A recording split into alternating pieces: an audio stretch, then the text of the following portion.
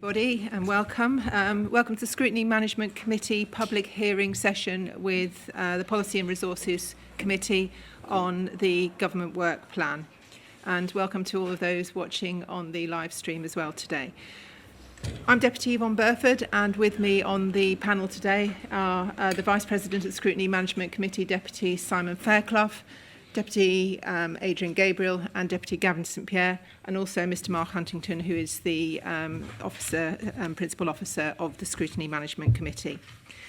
So it's not going to be possible to cover everything, obviously, in the Government Work Plan in today's short hearing, but while we've been preparing questions, we've endeavoured to be as wide-ranging as possible, but also focusing on matters that we think are of particular public interest or involving large sums of money.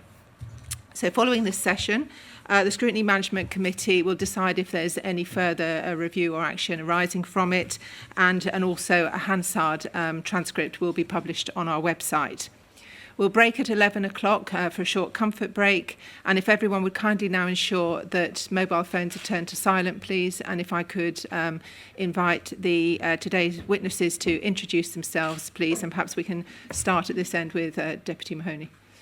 Deputy Dave Mahoney, member of the Deputy Mark Kelly, I'm the member of the Policy and Resources Committee. Peter Fair, Vice President of Policy and Resources. Solsby, Vice President of PR. Bethan Haynes, State Treasurer. Joanna Gary, Director of Strategy and Policy. Thank you. So, kicking straight off then, Deputy Solsby, in your December statement, you said that P&R, as part of the development of the GWP, had critically considered interdependencies amongst strategies and actions to maximise efficiency and effectiveness. Did you capture this work in a document that can be shared? There are lots of documents. I mean, there's masses of paper behind. I'm sure we can find it if you need it. And a lot of work has been going on, working with loads of different, with every single committee, officers, political level to get where we are. A lot of the work of the subcommittee that was undertaken by, as Deputy Fairclough knows, dealt with interdependencies. There's masses of information on that. And of course, whether we've got every single interdependency is another matter. It's actually, as you've said at the outset of this meeting, that what we do and what the states of Guernsey do is very wide-ranging. Whether we've picked everything up or not is another matter, but what our focus is and what it will be going forward is trying to focus on those areas of maximum importance.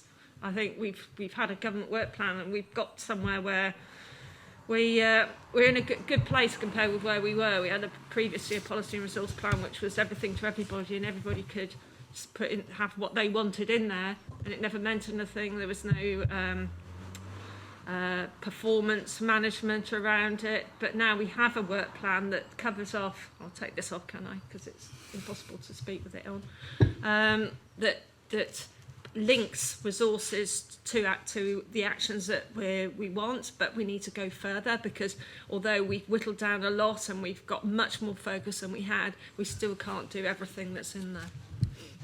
What do you consider have been the major stumbling blocks with the GWP to date?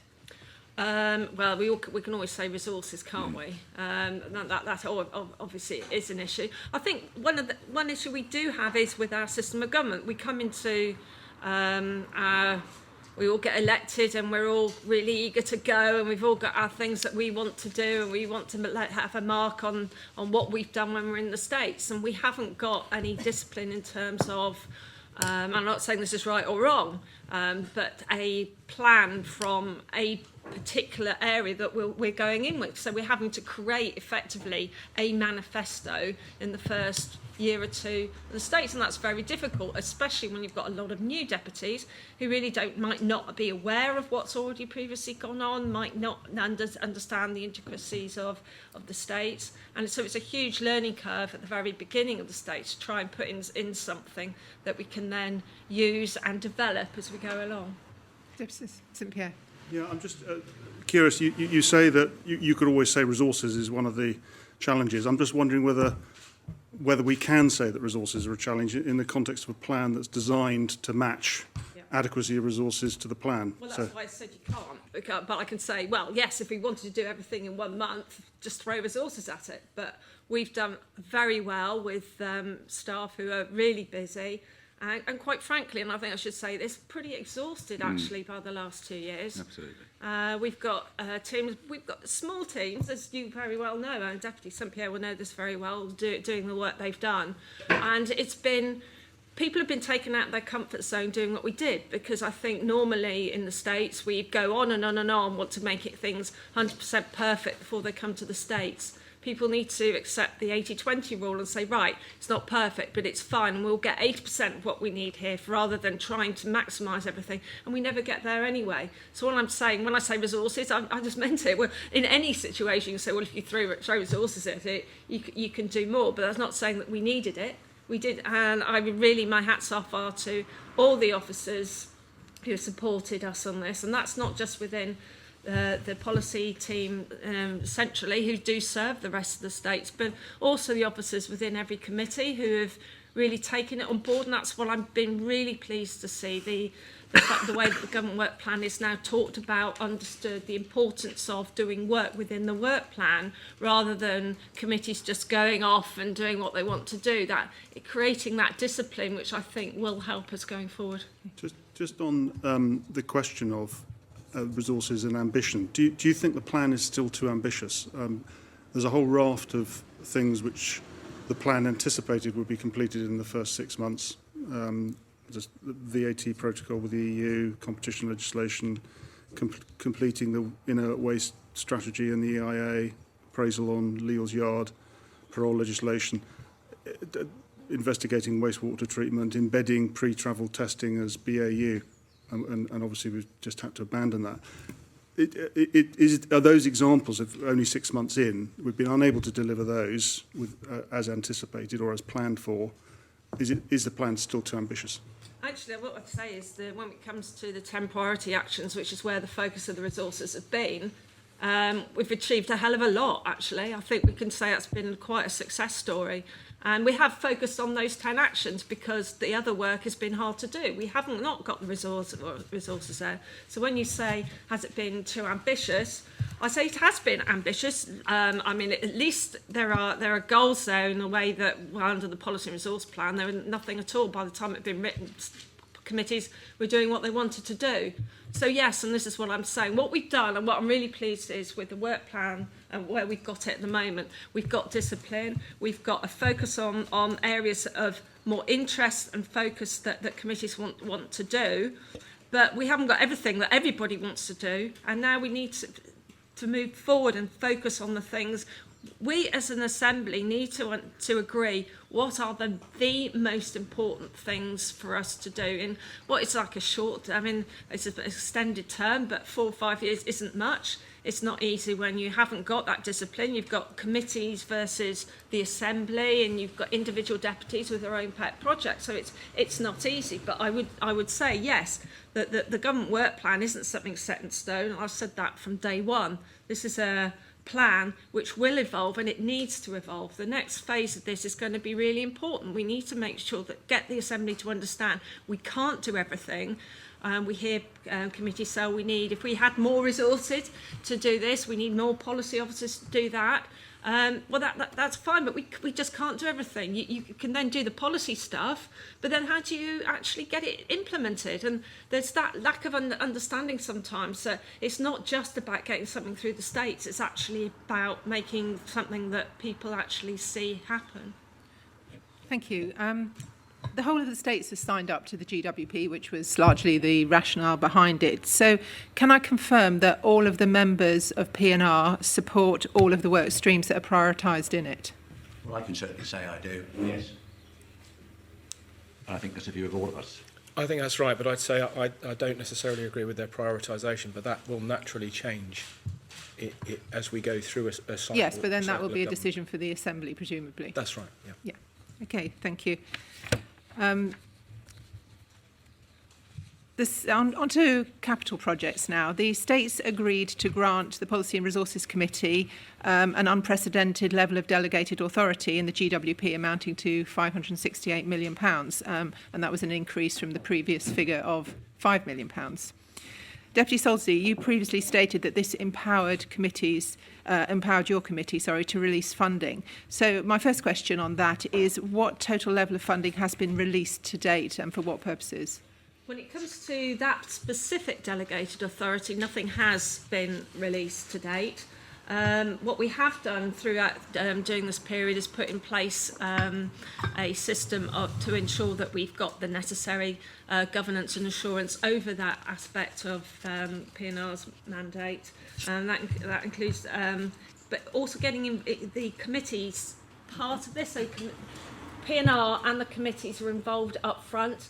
I think previously it's felt very much like the committees had to go and tug its forelock at P&R and say, part way through a project, and say, well, can we do this now? And it's caused things to go like ping pong, backwards and forwards, getting things done. I think that's part of the reason why we've had such logjam when it comes to capital projects, and that was something we wanted to address at the same time as making sure that we got the necessary assurance from P&R, and we've put that process in place now, and that has been approved. But you talk about unprecedented delegated authority, and I think I might defer to my colleague Deputy Hellier, who can actually bust that myth actually.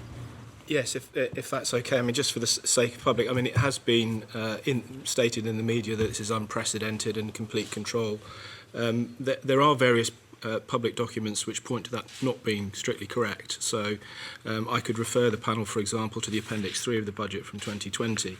And if we travert the 6 pages of this, and in the budget there is a summary of delegated authorities, including, for example, approving expenditure on progressing capital to vote request stage, those projects in the state's approved capital portfolio, approve opening capital votes for any project with a value not exceeding 2 million, approve opening capital votes for urgent capital projects of up to 2 million, approve opening capital votes for emergency capital projects without limit, so no limit whatsoever, make transfers from the budget reserve approved by the states, up to the amount available obviously within that reserve, to decide whether to transfer the real terms investment returns from the core investment reserve to the capital reserve, approve the use of future Guernsey Economic Fund with onward delegated authority up to a maximum of £100,000 per project or £500,000 per annum to the Committee for Economic Development, to approve the use of Transformation and Transition Fund up to the following authority levels: Public Service Reform Portfolio 2.1 million, Social Policy Development 750,000, Transforming Education and Training Services 3.5 million, Transforming Health and Care Services 5.3. I could go on. There's another page. Yeah, If I could finish, that adds up to 164 million. And when you move on to the capital projects which are encompassed in the government work plan, that's another 318 million, which adds up to 482 of delegated authority prior to the government work plan. Yeah, I think it's a slightly different thing, isn't it? Because the things you cited were all individual things, often with limits of 2 million, or they were transfers between funds. They were not actually spending. No, if you want me to finish the rest of the list, I'm happy to. So, approved measures giving. I think for given the time constraints that we will against today, but well, some of those totals are 30 million and 100 million. They're not 2 million here and there. And the other capital projects are, as I say, included in the work plan. They add up to a 482 million total of delegated authority. Yeah, I think the difference perhaps was that there was more requirement for things to come back to the Assembly, and I think this is delegated authority. It means the committee can exercise that authority without any perhaps further. We'll leave that one there, just in the interest of time. But can I yes, add please. to that? Because you talk about P&R have got that delegated authority, but there's also the option. What we put into the new structure is, if it's thought worthwhile, and we should, because of the nature of the project, we'll take it back to the states. Absolutely. And there might be committees will want to, in some circumstances, want the endorsement of the states behind specific projects. Mm-hmm. But it doesn't mean they necessarily always have to. Thank you.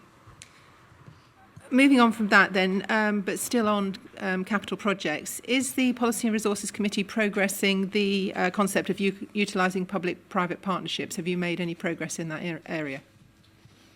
Well, the answer to that is yes, we are. We haven't made tremendous progress in that area yet because there will be a policy letter to the states Marchish, that's the time I think, in relation to the Eastern Seafront. But in relation to that, I and Deputy Mahoney, for example, have had conversations with various people, but it's still at an early stage, but it certainly is something that should be progressed. Okay, because in the funding and investment plan, paragraph 661, P&R stated that they wish to pilot a public-private partnership scheme. So I just wondered if you decided which particular project will be used as that pilot. No, I mean, we haven't got to that stage yet. Okay, and the way I read it, and perhaps it's not correct, but a pilot is normally something you do to see how well it works, and you look at the results. Yeah. So is it correct that you will be choosing one scheme for a public-private partnership and piloting it, and then how long do you think it'll take before you'll be able to analyse if it was a success? Well, it'll depend on the scheme. It'll depend on how long that will be. And whether it's one project or two projects, you're right, pilots mean, is it going to work? And do you learn lessons from the way that it operates? But as to how long it's going to be, what the value of that project is, that will be a matter yet for determination, I believe. Okay, thank you. Gavin, you've got some questions on this.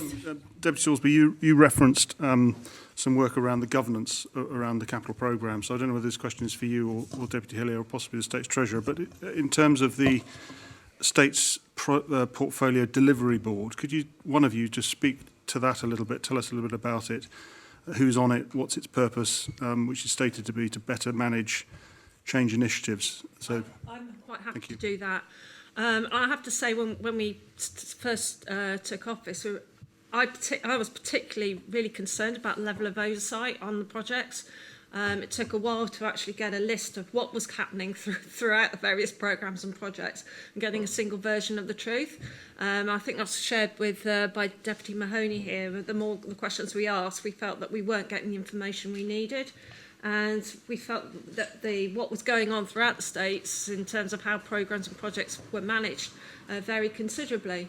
It was rather all over the place, I think is probably the right phrase to use.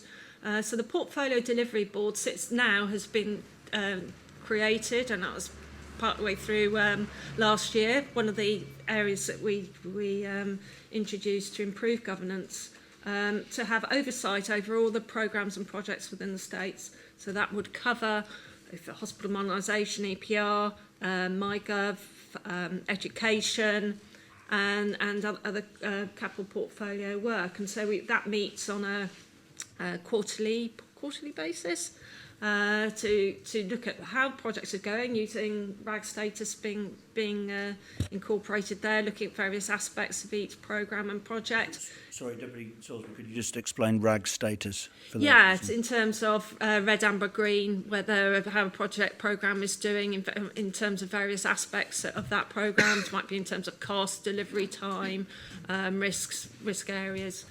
So that's been brought in. That's taken time to get embedded, as work has been needed to find out where the programmes are and putting them on a different footing. So we're finding there was lack of any political oversight, and that's one of the reasons for the Portfolio Delivery Board, in which myself and Deputy Mahoney's on that, interim CEO's on it, Beth Ann here, State's Treasurer, the other senior officers, and not a lot. We don't want a cast of thousands. When we first got in, we were having a meeting and it had about 20 people around it, which you just can't have a proper meeting when you've got 20 people around a table. So the Portfolio Delivery Board sits at the top, and underneath that there will be various programme boards, and we're ensuring that there is now political ownership of those boards as well, so we actually have a political representative on them from the sponsoring committee.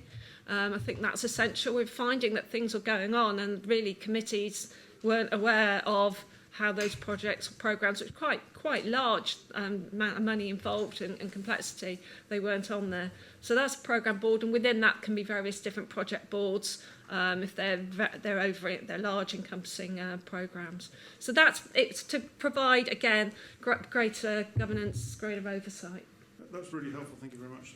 So just to be clear, so in terms of the political representation on the delivery board, that's yourself and Deputy Mahoney. And the delivery board is accountable to who? Well, ultimately, it will be, I suppose it should be through P&R and the States. Okay, thank you. In terms of specific capital projects, I guess education has, as we know, has been one of the long-standing capital projects over several states and awaiting various decisions which have now been made. Are you satisfied that having those decisions having been made with the progress on that capital project subsequently? So can you... Are you satisfied with the speed of progress on the delivery of the education transformation, the capital part of that programme, now that decisions are in place? I think I'm change again has been made there. I think there was concern about how that project had been going. There has been a change of programme management within that project, and I think yes, I think there have been concerns with delays, but then that's been more political, and the delays that have happened because of various decisions being overturned and then being reviewed again and again. But since then, a lot of work's been going on to make things happen now. And changing the capital programme. So instead of things happening one after the other, trying to get things being done concurrently so we can deal with what is quite a tight deadline for education. So specifically in relation to the Guernsey Institute, which again has obviously been a very much delayed project for a whole variety of reasons, where is the timetable for the delivery of that? Is it now caught up in the rest of the development on that site, or is it, going back to your point about whether things are running concurrently or It is all being dealt with at the same time, I believe. And our Deputy Mahoney's on that actual... We've asked him to be on the programme board because we thought it'd be helpful to have a PNR representative to support education on that programme board. So I think he can provide more. Yeah, thanks, Heidi. The Transforming Education Portfolio Board previously had no one from PNR on it. So I think at a kind of a joint request of us and them, I was added to that, and we had our first meeting 3 or 4 weeks ago, and that was useful for us on PNR to then understand a little bit more about where things were. In terms of the Guernsey Institute, then it obviously sits as its own distinct work stream, but of course it's caught up in the whole Transforming Education programme, and really I don't think there's anyone sat on this table that's qualified to speak as to exactly where those things are. That's clearly a matter for ESC committee to update the Assembly and or your committee about. Deputy Mahoney, you say there was no one from P&R on the Transforming Education Portfolio Board. You mean politically? Politically. Yeah. Okay. Thank you. I think Deputy Fairclough, you've got some questions now. Yeah, I mean, good morning. We've mentioned education, and we'd like to come on to some of the top 10 priorities, education obviously being one of them. And another one of them is the Seafront Regeneration Board. In June 2021, the states agreed to set up a new body to advise on the development of the seafront enhancement area, with proposals for the mandate and membership to be presented to the states by the end of 2021, along with plans to develop the Seafront Master Plan by the end of 2022. Could I ask who sits on the subcommittee of P&R for that work stream? I can answer that one. I'm the only political representative on that committee. It was felt very important to take forward the work that was done on the Future Harbours project, and that was primarily undertaken, as you know, by STSB as a result of a requête which was brought during the last term. So Stuart Follar MBE, who is the chairman of the Ports Board and sits on as a non-states member on STSB, was a member of that. John Hollis, who's recently retired from a position on STSB. There's another member of the Port, Simon Holden, he's actually on the Ports Board as well. Clearly, because the Eastern Seaboard, a lot of the moving parts associated with development are associated with the ports and the urban areas of St Sampson's and St Peter Port, around which the ports form a major part of the infrastructure. We had feedback from really the majority of the senior leadership team right across planning, the chief executive, the treasurer, senior policy advisors and so on. We had some other members who were effectively brought in to assist with developing the governance model for it.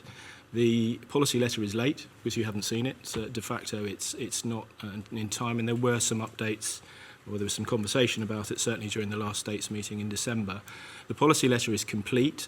We're just doing some more, in fact, I have a meeting later this afternoon with some representatives of industry bodies to discuss the drafting, well, really to talk to them about what the proposals look like.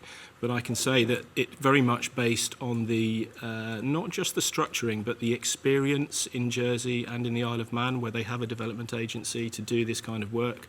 Not just on the ports and the coastal areas, but more generally speaking. So if you think of it as the government generating the policy and this kind of agency actually delivering the projects, that's the intention. It would be a standalone entity from the States, similar to those bodies that operate in the Isle of Man and Jersey, but having learned a bit, and I think because Jersey, to be fair, I think they did have some problems when they first set out with the development agency and the Seafront Regeneration on their south coast. So that paper will be coming to the States at the end of March. So no political representation from STSB on that board? No political representation, although there's been a lot of work with STSB members and civil servants in that regard, and with the non-states members that were on that entity, yeah. And how do you see the development agency being structured, Deputy Hellier? Well, it depends on whether the States approves it or not. But the policy letter, I mean, I suppose we're talking a little bit out of scope of the structure, but it will be an independent, effectively not-for-profit organisation owned by the States, run by people independent of the States, but with a governance organisation above it, which consists of a group of politicians, mainly from those committees who are particularly interested in that part of development, so environment and infrastructure, STSB, policy and resources. But it's down to States members really to decide whether they want to approve the structure when they see the policy letter. I suppose one of the dangers potentially being the issue raised by Deputy Solsby as to not having, 20 people sort of sitting around a table and trying to make decisions, but that's something that will no doubt come out in the wash following the States debate. I'm not going to criticise the structure because it is what it is and we have to work within it. There are always circumstances in which you do need, for emergency situations, the CCA being a good example, where a smaller group of people, better informed and more quickly informed, can make decisions more quickly on the ground, and that goes. The other issue, I suppose, with development as well is that our history, perhaps for the last decade, is that lots of large decisions on development and regeneration have been put off because of the electoral cycle. So a decision is made, and the same thing's happened with education, obviously, and we flip-flop from one thing to another, not us necessarily, but the Assembly generally, through lack of somebody to actually deliver in the interim. And the idea of having an agency is that it will be able to to look in the medium to long term, in 10 to 20 years horizon, rather than a 4 to 8. But if I could just add to that as well, because you've rightly drawn out that there is a delay. It was supposed to be before the States by the end of December. It's now going to be the end of March. So there's a 3-month delay. But if the policy letter is in the form that we expect it to be, the agency will be mandated by the end of this year to bring local planning briefs for St Sampson's and St Peter Port. So the 3-month loss of time should be, as it were, caught up within that period of time. Can I ask something at this point on that one? Given the significant public interest demonstrated in any and all plans that have ever arisen to do anything to the Eastern Seaboard, which I know that you are well aware of, can you just confirm that there will be extensive public consultation on every aspect and phase of the development on the Eastern Seaboard? Absolutely. That has to happen. This is being done for the public, not to the public. Exactly. Mm-hmm. Because I think that there is a level of fear in the community whenever the East Coast is mentioned, that because we have seen plans before, sometimes from private developers, that sort of grandiose schemes will be imposed on a public who actually are not really over-enamoured with that idea. Absolutely, I think that's absolutely right, and quite a lot of work has been done at looking at what the opportunities might be, all the way from the Vale Castle to the Valette. The Valette redevelopment is a really good example, which Deputy St Piers started, of a public-private partnership where, provided you have the right restrictions on it, and I know not every member of the public is happy with that development, but it has happened. We aren't still talking about whether it should or not. And that really is the intention of the development agency, was that we don't continue to have a ever-rolling sound of distant thunder as a political conversation. We once we've decided that we do need to do something, we can ask a body to deliver it on behalf of the states without politicians needing to get involved too heavily. Okay, thank you, Sarah. Can I build on the communication part of that? Would you agree with me that P&R haven't necessarily been world leaders in communicating plans and strategy? For example, the tax reform recently. So what methods would you plan to ensure that the public are adequately consulted with and their views listened? I think that's a bit harsh, actually. We've done a lot of communication around the government work plan for a start, but the tax, well, there might be various reasons why the tax communication might not have been brilliant, and frankly, again, we've got staff who have been pulled and pushed in various different directions. They can't put all their resources into one area when they've got a lot of other stuff going on. I mean, when we were having the tax review, we had all the education stuff going on at the same time, and being able to go out there and put that information out was quite hard, and around the summertime. But I mean, I'll defer to Deputy Heller when it comes to the Eastern Seaboard stuff, but I do object to talking about poor communication. In fact, there's been a lot of communication on various aspects throughout this term. Yeah, I'm sure it could always be better. I mean, that's a fair thing. But again, it's this word resource. There are limited resources. Heidi has mentioned just now a couple of things, but also we've had this thing called COVID, which hasn't gone away yet. Hopefully it will, and hopefully it will soon, but it hasn't gone away yet. And that's taken a vast amount of resources from all over the states, including comms. But, you know, nobody's perfect. I'm sure things could be better. And you mentioned the tax review. When that comes before the states in July, as it's intended to be, or whatever, there's a whole plan which has been disclosed to states members and which is about public consultation. And it will be detailed going through for the next 4, 5, 6 months, whatever it might be. It's the stuff that we could communicate better, absolutely. But I also know that and the things that I would have liked to have communicated more, but it's having the people there to be able to do it, and I accept that. And it's no good saying, oh, we should have done that better, and that's not good enough. We have to appreciate the fact we have got limited resources, and I say again, we've got people who are pretty exhausted in there at the moment, and COVID, as Deputy Fairbrash has said, has not gone away. Constant, it's in the public mind, of course, but that also means that it's information that needs to be given out on all aspects of it, and that happens on a daily basis. And we have got a small team, a very good team there, and who've been working their socks off over the last year. So I think I do object to that, because it's part of the people are doing the best that they can do at this moment. But does that not come back to the point that you're simply trying to do too much then? No, it's not. It's not at all. It's just trying to find how much can people do at any one time. COVID has sucked up a lot. Brexit does as well, and of course that doesn't really get the headline news because it's quite dry, and Deputy St Pierre should know more than anybody when it comes to external relations and the work that's required. But that's stepped up quite a notch since we've taken office, because we've got Brexit actually happened, and now we're in the transition phase. A lot of work going on, a lot of information that needs to be imparted on a day-to-day basis. It's not because, oh, we've got this big project and now we want to do lots of comms around it. Day-to-day work causes more information being required, information needing to be put out, explaining what we're doing all the time. But I don't think I can let your comment just go unattended about we're trying to do too much. We're trying to do what the states has told us to do, which is implement the government work plan. It's a states plan. It isn't a P&R plan. And the states could have said, this is too much, don't do this, don't do that, do the other. In fact, what we did, and with the approval of the states, was actually bring forward something which was, we hope, practical. I'm sure we won't achieve everything. We said that at the time. It's impossible to achieve everything. But we brought forward something that was meant to be practical. But it's true. Coming back to Deputy Solsby's original statement, which said that it probably was too ambitious. Well, it wasn't. I mean, it's steps, isn't it? Of course, we can say everything's too ambitious, but then we're dealing with 40 people with 40 views, and going from where we were, which is a complete mess, quite frankly, with the P&R plan.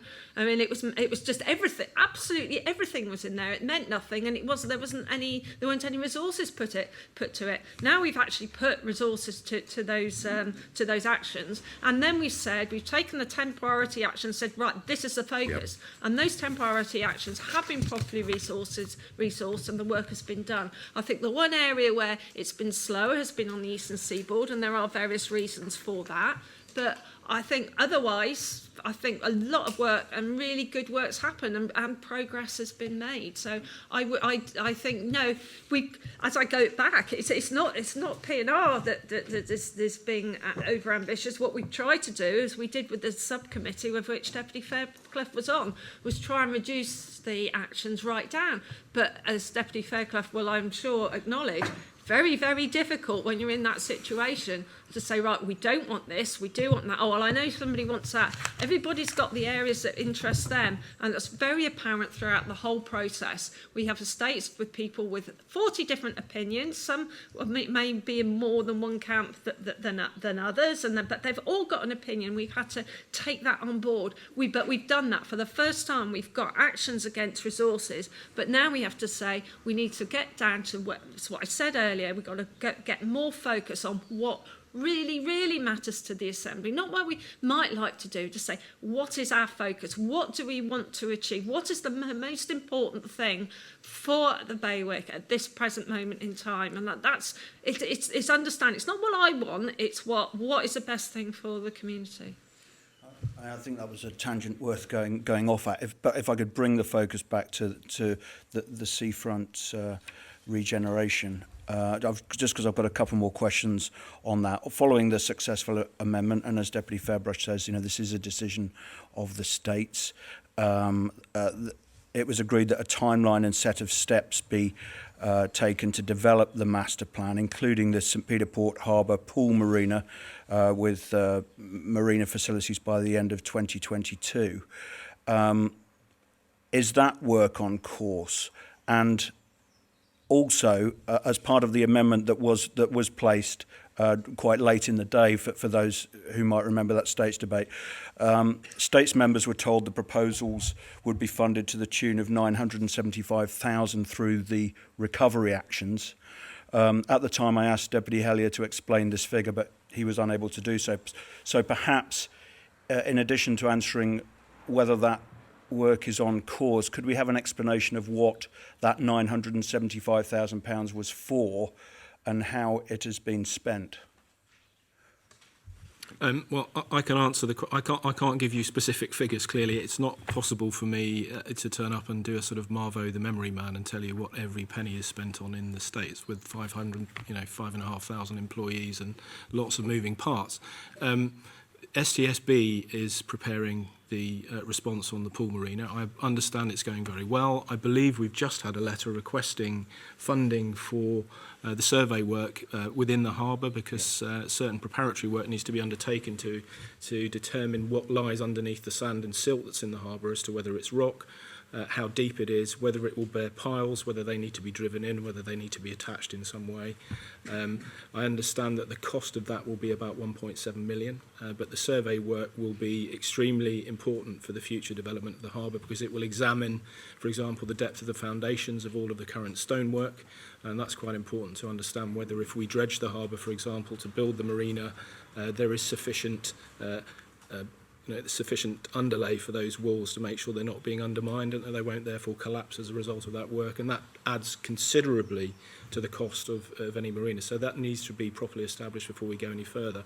The other thing is we need to decide, the States has effectively jumped over the what would normally be a business plan. So when a project comes, and we've been talking about the capital process, there would be a business plan created to explain why what's being requested is being asked to be resourced. In this case, the States has jumped over that because it's basically said, we want a marina, go away and do the work on it. So we've already we've stepped beyond that, but we haven't asked ourselves, who do we want that marina to be for?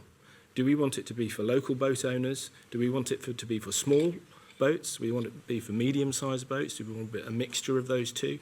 Do we want it to be an economic enabler, in which case we want to attract super yachts, half a dozen super yachts every year? I mean, what do we want this to be for? Because those are very good questions, Deputy Hellier, but do you think that those questions were on the minds of those members who voted for the amendment?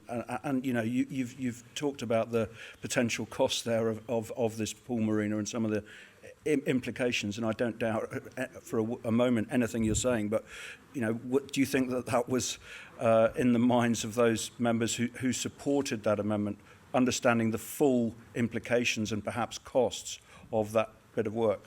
Well, that can never be the case, I think, with any decision that's made. You know, budgets change, the cost of building materials goes up and down, the economy changes. You know, you may find, for example, that super yachts and their engines are banned tomorrow, in which case, why build a marina to put them in? There are always risk associated with it. I think you can define what your limits of risk are, and I think I voted for it, and I understood it would be an opportunity and an economic enabler. But if you want to do a proper business case, an economic case for how much that space of water full of boats would generate, you know, we need to decide who is going to use it and how much they might pay to be in that space, because at the same time as building it, we need to relocate all of the boats that are already in the pool, including the lifeboat, including St John's ambulance vessel and various other work boats of the harbour and so on. All of those things need to be catered for within the plan. My final question on this, and it refers back to the 975,000, and I accept your answer that you can't tell us how much of that money has been spent. Perhaps what you could tell us is what that £975,000 was intended for. Well, engineers have been looking at the need to protect the inner pool. So if you build a pool marina, it needs to be protected from wave action in some way, and that's either got to be a fixed gate right the way across the centre of the harbour, or it's got to be some form of floating wave barrier. Now, I've not been involved in any of this work at all, so what I'm saying is extemporising what I've been told from those I know that are doing the work. So all I can say is this is an STSB matter primarily in terms of the work that we brought back to the States, but the economic case has not yet been made out. And we need to, as a government, not just P&R, as a government, to decide what we want from it, whether it, for example, it's an enabler for the blue economy, which is much discussed, or whether it has, you know, wider implications that should fit into a wider scheme of development for the whole harbour. Thank you. Deputy Gabriel. Oh, no, please, Deputy St-Pierre. I've just one small question, I suppose, with perhaps a large answer or connotation. The Harbours project, the Eastern Seaboard, is going to be a massive capital expense. I think in the papers one of the options was 760 million. Would you anticipate that this project could be a public-private partnership? I think the answer to that is yes.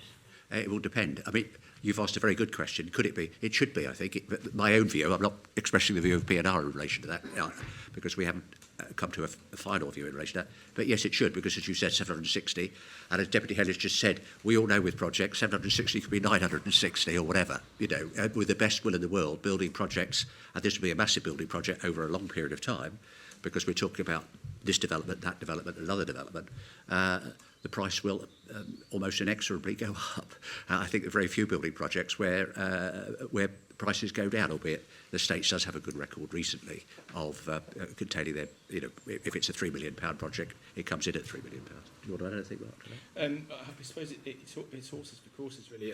In the course of the work which the Regeneration group did, there were a large number of opportunities looked at all the way from the Vale Castle and across St Sampson's all the way down the Eastern Seaboard. And some of those are projects which will enhance everyone's quality of life and therefore not represent any form of income. Yeah. Others will represent a potential business opportunity for third parties, and they may want to invest in them. And so there will be a difference. You know, people often refer to government should be run as a business. Well, it's not a business. Its processes can be business-like, but a lot of our outputs are social. And they benefit the population more widely. So there will be a difference in terms of, and those projects will have to be split up in that way, I suspect, but that will be a decision hopefully for the development agency. Yeah, I think that was your question, really, wasn't it? You appreciate that there can be some that could be public-private, some, as Deputy Hillier said, are just social, which will be quotes for the States, really. I'm glad you picked up on the social aspect of that. Is there a danger that this Eastern Seaboard project could undo some work, perhaps that the Development and Planning agency have done already in the regeneration areas of town, or perhaps influence Leal's Yard at St Sampson's? Well, I don't think so. I mean, I don't think so. I think the regeneration areas, I think it was an excellent initiative by the DPA, etc. I don't think that there'll be prejudiced at all by any of this, and neither do I think whatever may come through in relation to Leal's Yard.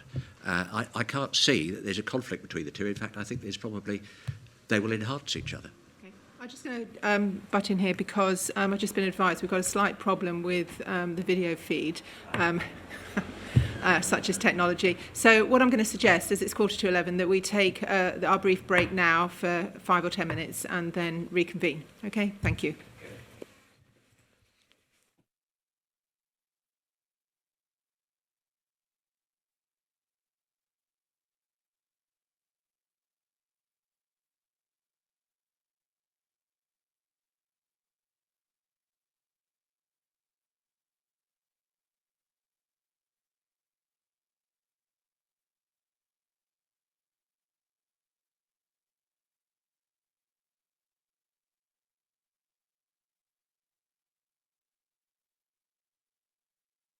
Everybody, I think we're all up and running with picture and sound now on the YouTube feed, which is great. So thank you for fixing that. And I'll just go back to Deputy St Pierre to just pick up where we left off. Yeah, thank you. Just a final question from me on the Seafront. Deputy Haley, you, I think, talked us through some of the governance of this, the subcommittee that you're politically represented on or representing, bringing forward some recommendations around the Development Agency, which the states will get to debate fairly soon, as Deputy Fairbrush said. There will be extensive public consultation in response to Deputy Gabriel's question.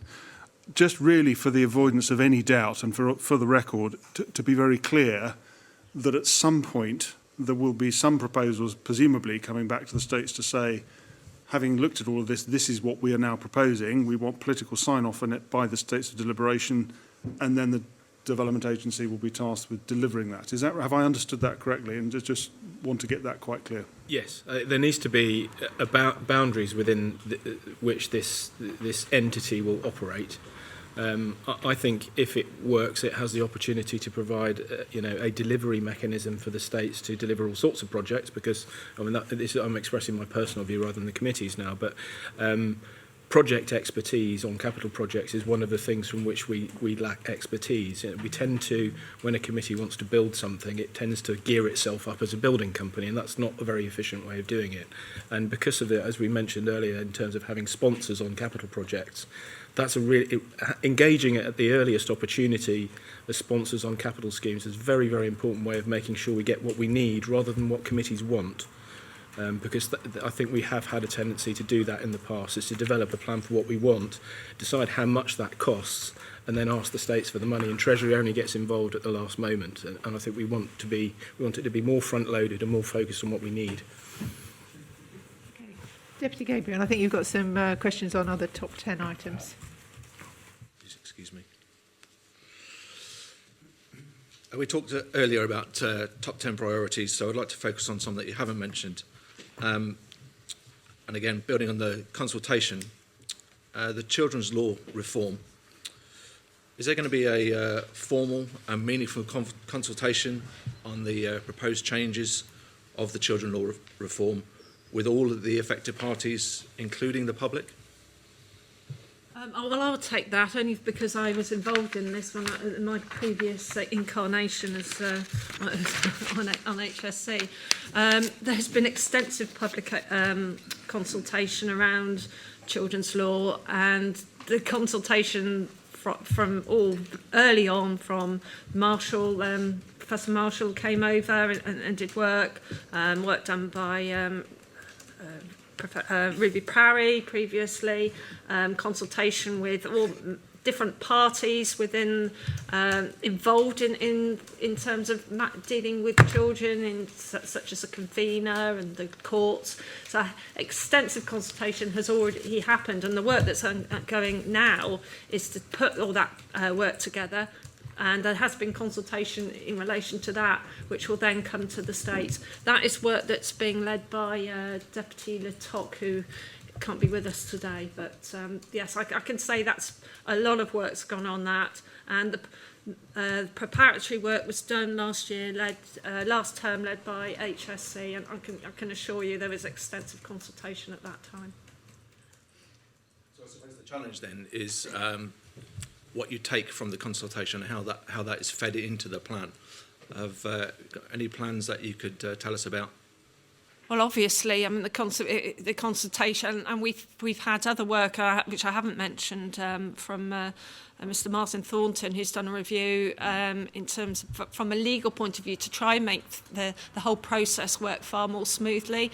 There are delays in the system which have consequences on young people, and it's trying to get those reduce those delays so we can manage those situations and enable things to work more smoothly. So yes, he's done that consultation and discussion independently of any political committee, and which has been really useful, and which will then inform the work which will come to the States. Are you confident that there's going to be no resource implications within the States to get this through? I'm hoping that the result of the work that's done will help in terms of resources. At the moment, the current system is quite resource intensive. There are issues around matters of fact where cases go between the convener and go between the courts, and that uses up a lot of resource in terms of the people working on the front line. And I think that hopefully the result of what's put to the States, and I haven't seen it, as I say, it's Deputy Talks involved in this, will be an area which will be long overdue and quite welcome, I believe. But I think also, Heidi's mentioned the Martin Thornton report, which we've considered it, I mean, it is an excellent piece of work, and we've considered it at length on at least 2 occasions because there were some revisions to it. But I think your point, the essence between your thinking, I think, is it being got on with? The answer to that is yes. And is it going to be stymied because of resource implications? The answer to that is, at the moment, we can't see that it will be. I'm going to move on to physical and mental health recovery of islanders. So you quite rightly mentioned that public service and civil service some of them are exhausted. I would imagine that many people in the private sector are exhausted as well, and that is impacting on their physical and mental health. So there's an action outstanding providing for occupational health scheme and a new pilot mental health centre. Is this going to be anywhere near enough to address the problem? Well, I mean, if I was, as I say, in my previous incarnation as president of HSC, I would have answered you, but I think really that is probably a question for HSC. I mean, I've got my own views and informed by the long time that I was there, but I do think it's something that HSC are probably more knowledge of, understanding, and have the expertise to determine that. We saw in the recent community surveys, the health surveys, some people that has impacted some people's mental health, which is quite understandable. I know, I mean, I suspect people might have all members of our families where that's impacted for various reasons. Other people have shown quite more resilience in this. So we mustn't blanket and say, oh, it's everybody is low because of it. But we do need to focus on those areas where we know there are impacts on mental health. Of course, mental health isn't just about the impact and threats that we've seen from COVID. A lot of mental health problems and stresses, we know very well, are caused by people who money problems, are in low income, concerned about their jobs, not getting enough money from their jobs. So we've seen the issue of household expenditure being very high and compared with income. That's what's causing people mental health problems and stress, knowing whether they can get enough money through the door to pay their bills at the end of the month. And I think that is an issue for the whole of government, not just P&O, not just for HSC. And I felt that for a long time. We consider mental health as an HSC issue, and it's certainly not. It's a government issue. Right at the start, you said that it's HSC's question, effectively. Well, from the question that you asked, you said, are there enough resources to deal with, you said, is a crisis centre, and the other thing that you said, is that enough? Well, that's for HSC to determine based on what they're being presented with. And that's not prevention. What I'm talking about is prevention and stopping people from becoming mentally ill and having mental health issues in the first place. And I think there are differences, of course, between that mental illness and poor mental health, which are things that are not clearly understood also. I mean, they are separate things. One thing can lead to the another, of course, but it's far more complex than just saying, oh, we just throw resources and crisis centres at people. For me, and it always has been the case, its prevention is far more important, considering the wider determinants of health, which I know I bang on about a lot, but I wish the whole Assembly really did take that on board, because it's those wider determinants of health which will help reduce the bills and the costs of the states in the long run. Okay, thank you. Okay. Another top 10 priority, which we know is happening at the moment because we've seen some communication on it, is the upgrade of the digital infrastructure. So my question is, will a plan be published soon so that all islanders can understand where they stand in the 5-year rollout of the fibre broadband upgrade? I thought it had been published. I thought there were details when the proposal was brought to the States about which areas would be done and, when. And I've not seen any variations to that, but we can certainly ask Shaw, because people forget, or they may not have read it, we can certainly ask Shaw to republicise that or to make it clear. But certainly, the idea is that if you're in the Cat, it'll be a certain time. If you're in St Peter Port, it'll be a certain time. That's all been well published. That was part of the proposals that came before the States. I think it's a good news story as well. I mean, we're doing that. The action was taken very quickly. The States, thankfully, approve it, and we've gone ahead, and it's already started, and I think it's fantastic. I mean, I've met people who couldn't quite believe that that's what we were doing. I thought, you can't mean to the home, and said, yes, actually it is. It's a good news story, and well, perhaps that's why we haven't really heard very much, because I don't know.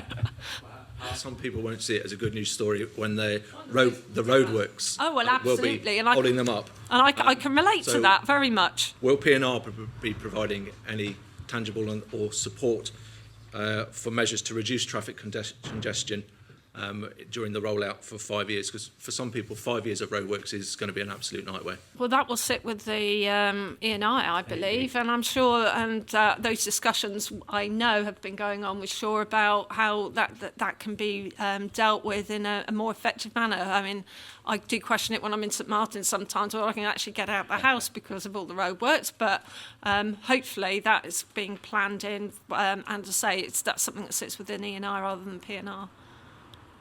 One of the problems that we do have in Guernsey is that all of our infrastructure is under the ground primarily. Can you provide any reassurance, I suppose, that P&R can give to any mitigations in the ongoing roadworks for this ongoing 5-year plan? I think Heidi's dealt with it. It's more environment infrastructure, really. But clearly, P&R is the... we fund it, and we approve, and I think this is... We're having a lot of discussions about recovery actions, which is just priority 3 within the work programme. But P&R's area is to collaborate and coordinate the work of the states. Yes, the funds and the resource and help support resource it, but we're not there to micromanage every project and programme within the states. And I don't think committees would really like us to do that. I'd also say it's perhaps, I mean, you will have some experience of this, Deputy Gabriel, from your own previous career in this area, but we already have 500 kilometres of fibre in the roads. I understand Shaw has been taking the opportunity, whenever roads are being dug up for other reasons, to put in conduit and to lay cable, which is not actually connected to the network yet, but will be connected as part of this process. The primary engineering works will be from that point in the road or the nearest box to the home, to the door. So across the last 100 yards of someone's front door or area where the stuff goes in. But they also will be using overhead lines as well. So it's not all about digging up the roads. It is about connection. And the aim of this network is not just to connect a few houses. It's the whole. The idea is it's a ubiquitous network. Everybody, if they want to use the telephone in future, will be talking down a fibre line rather than a copper one. Thank you. I'll move on now to the harbours and airports. Deputy Solsby, in your December statement again, you said that the Committee for Economic Development has finalised a report on the runway extension and the airport is developing a land use and infrastructure master plan. So my question is, Economic Development have already stated that the outcome of the second consultants' report that they've had done is essentially the same as the first. In other words, it supports a runway extension. So do you personally believe that a runway extension is essential to the island's future prosperity? Well, if you're asking me personally, but from P&R, I mean, I don't know. I've not seen the report that you refer to. My views on the runway are well known, but perhaps the report says something that might convince me otherwise. The argument for me is, for a longer runway hasn't been there, unless it can be incorporated within the current boundaries of the airport. But no, I mean, but we know that that's going to be a contentious issue for a lot of people. Absolutely, and I think it's an issue of significant public interest. And I'll just ask the other members of PNR here today of their personal views on it. Well, I've always been a great supporter of the runway, as Deputy Burford knows, extension of the runway. But I come to it with an open mind because I think there are other views, and I'm not against the runway extension, but I need to be convinced now. Whereas before I was convinced. I hope that logic is clear, because. But what concerns me, I don't want to expand this point too much because I appreciate we're here to answer other questions, is that I want to be concerned that Guernsey can have access to London airports, and really we're talking about Gatwick in particular, in years coming. And what I don't want to happen is in 7 or 8 years' time, people are flying again. There's a great pressure on the 2 runways now at Gatwick, albeit the second one's really just using the emergency one. And we're told, well, you've only got 80 hours or whatever that we've then got, and you can't land here anymore. That's the kind of question that worries me. I think if I could be satisfied that was the, we were going to get the next 20 years or 30 years or whatever it is with that kind of aeroplane, I might have a different view. Deputy Hellier. I've not been involved as a new member. I've not been involved in these debates in the past. I suppose I would look as I deal with treasury responsibilities. I would look at it in terms of the extent to which it may or may not provide an economic enablement for the industry. And Presumably you've read the previous Frontier Economics report. I have read the reports, and my view would be if it provides a beneficial opportunity, then it's something that we should look at. And Deputy Mahoney. Yeah, as with Deputy Heller, I'm afraid, obviously being someone new in, I don't have the benefit, we'll call it, of previous discussions on the matter. So I haven't seen the new report, and until I've read that, then I'm open-minded about it. If it does create what I feel are genuine benefits to the island, then I'd be supportive of it. But if I view those as marginal, then obviously I might take a different view on that. And if Not had those discussions within the committee. I understand that. If the states do resolve to extend the runway, because it would seem that economic development will be bringing a case for it from everything that Deputy Inder has said, how will it be paid for? Well, actually, this goes back to the first question which Deputy St Pierre asked, which is, do you think this plan is over-ambitious? And de facto, it's over-ambitious because it requires us to borrow a very substantial amount of money to pay for everything that's already in the list. And I think we have to be... I would like to see states members, and I think it is starting to work, that people realise that if they want to put something else on the list, something else is not going to get done. But of course, the runway is a pipeline project at the moment, isn't it? Yes, that's right. And previous price tags in the first report, although there are some mutterings that it may be different this time, but the previous price tag was in the order of £80 million. That's right. I mean, that's a significant capital sum. And so therefore, if the states resolved to go for a runway extension, and going on what Deputy Fairbrush is saying about, maybe we would need it sooner than later in that case if that resolution was taken, would it mean that other things would have to come out of this 5 years capital plan?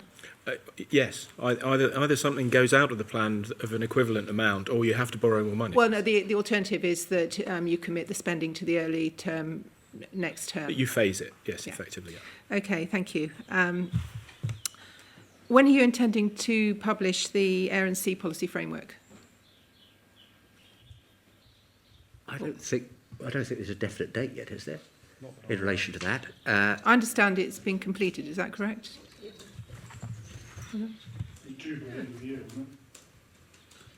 Yeah, I mean, I don't think it is. Well, I'm sure it isn't complete yet, frankly.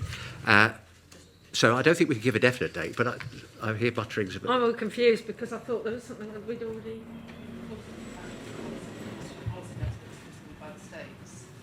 But we'll double check. Yeah. Okay, you'll come back to us on that one. Thank you. Sorry, can I ask? Yeah, sure. Will a Air and Sea Links policy be discussed by the states or not? I mean, is it intended, whatever the time frame is, that there is, whatever the framework is that you are recommending, that will come to the states for debate and approval? Is that right? Well, absolutely, it should, because it is it has so many important aspects. Yep. But I would hope, hostage to fortune, is that it should come before the states during the course of this year, and then the states can debate it and decide what it's going to do. Deputy St Pierre. Yeah, I guess just perhaps following up then on Deputy Fairbrushe, you made some comments about sea links in particular, I think, which were in the media fairly recently. Absent the context of the sea policy framework, what were you telling us? What is going on? What's happening with sea links?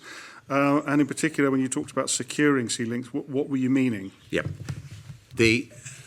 Hopefully, I've been told by a senior civil servant by the end of this month, hopefully by the end of this month, but shortly, the idea would be that we, i.e. the states of Guernsey, would enter into an arrangement whereby we would help fund a vessel, but that would be on certain conditions, and then it would be leased back by the states to Condor, and then, but it's got to be subject to detail that we get certain protections, assurances in relation to sea routes to the bailiwick of Guernsey, or to Guernsey really.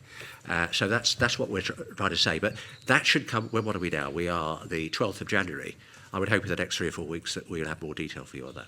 So would that be a kind of a model along the lines of the bus contract, where we as the states own the buses, but we have another party contracted to operate them? Indeed. Thank you. Okay. Sorry, could I just add to that? Obviously, in terms of the buses, we subsidise every person that travels to the tune of more than £3 a seat. I wouldn't expect us to be doing a similar thing. No, I don't think that was the point. £50 on a ferry fare probably isn't a great deal. Yeah. I don't think Deputy Burford was implying that. I was not. Just one final question on Certainly. that, if I may. Isn't it preempting a sea policy framework coming before the states to make such a decision as that? Yeah, I think we can. Because, again, we've got to move forward with things. And one of the priorities is making sure we secure air and sea links. But, again, we'll come before the states whenever, sooner rather than later, with a joined-up air and sea policy. But there are certain things that you do along the way. You can't wait till, I'm saying September, October, I'm just making that date up for the purpose of our conversation now, before things that might need to be done earlier are done. Thank you. The air policy framework, there was some wondering, yeah, there was something at the back of the mind somewhere. It was when we looked at Arini Group financial sustainability, to note the air policy framework, which includes the shareholder objectives for Arini, but of course that doesn't include the same policy. Yeah, but I think I think Deputy Pierre's point's a good one. We should be looking at a joint air and sea policy, because obviously what you do in relation to the air might affect the sea and vice versa. So, I mean, I accept that point completely. Fine, thank you. But also just linking back to Deputy Fairclough's question, effectively what you're saying, as I understand it, Deputy Fairbrushe, is that joined up air and sea links policy framework will also link into the decision to potentially acquire a ferry. It's not separate from that, which I think was your question. No, it's not separate, but I mean, there will be stages of things that will be done. I mean, I would anticipate, but it's an anticipation rather than promise, that if there is a decision to buy a ferry in the sense that I've confirmed to Deputy Burford, that will be done before then. Okay. Deputy Gabriel, you've got some questions. I've got some questions around public service reform and staffing, particularly to Deputy David Mahoney. Could you explain how you discharge your role you have in deciding on committee requests for senior appointments? Yes, that's the different policy we put in for everyone above SO1, which is obviously, as you mentioned, as a senior officer. I think, as is public knowledge, that's anyone over about £1,000 a week, which to my mind is a serious amount of money, and so should be subject to additional scrutiny. The process around that is that there is an OCAF form, you'll have to forgive me, I don't know what the initials stand for, that is presented to a team currently of SLT, who then decide whether it should come forward or not. Anything below SO1 is not included in any of this. I then look at it with a business hat on and say, what's my take on this? Is that a reasonable grading? Could this be done, in my opinion, at a lower level? If I'm satisfied with it, then I just approve it and it goes through. If I'm dissatisfied with it or think it needs further discussion, then that comes to the full committee, and the full committee will then take a vote on that, either agreeing with me or disagreeing with me, as has been the case on several occasions. We are looking at those, as Deputy Mahoney, you asked what the process is now, but looking at phasing that out as we've now got the government work plan, and trying to, because before there was no, as I say, no structure, no nothing behind justification or otherwise of new posts, whereas a work plan says what the resources are and links to the work that's being done. And so there is going to be a phasing out of that process, and as well as the underlying structure as well, because there's also a recruitment panel under that which has been fine thus far, as I say, where we haven't had that audit, but the work plan changes that, so we should see a smoothing out and a reduction of the need to have that level of oversight as it becomes more BAU, and we can bring that within the senior transformation executive, the senior executive within the states. Has it caused some friction with some of the committees? I'm sure some committees haven't been happy about it, and I think before the work plan came in, I think there was amongst some committees the desire for resources before the states had actually agreed what it wanted the states to do. And once the states gave direction, it meant it was more easier to justify various posts, and that's what's happened. And as a result, because we did have one post where it was postponed, the decision to appoint, until the states decided what the work plan was, and after that because of the decision of the states, it was approved. And I think that discipline's important. It gives a better understanding of where we're spending money and why. Can you tell us who sits on that recruitment panel, Deputy Solsby? It wasn't political. It was senior states members. I don't know if Beth Ann probably I can knows. tell you. So the recruitment panel consisted of the strategic lead for operations, the head of HR and OD, and the strategic lead for supporting government. Of course, within health, before that, a similar process had been put in place, and I think really what happened there was what was working quite well within health was then incorporated more centrally, which is great, and it absolutely served its purpose for the time. But yes, that caused friction. I wouldn't deny that, and I think it may have caused delay where people wanted to move things on faster, and we don't want delay where those posts are required. And so now we've got, as I say, the government work plan opens up the possibility to change that process that we had in place.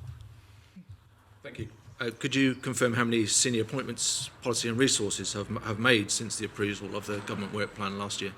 Well, I don't know if in terms of how many appointments we've had. I know since the new interim CEO came on board, we've reduced the number of senior posts. As we know, we haven't replaced the Chief Information Officer post, and the interim CEO's previous position has been gone away. It has been disbanded as well. So I think there was an advertisement in the press last year. I think. I'll leave that one to Deputy Fairbrother. Deputy Fairclough, he has a copy of it. There was an advert placed on the 27th of August last year. I'm sure you remember it, looking to head in a new direction. So are we. A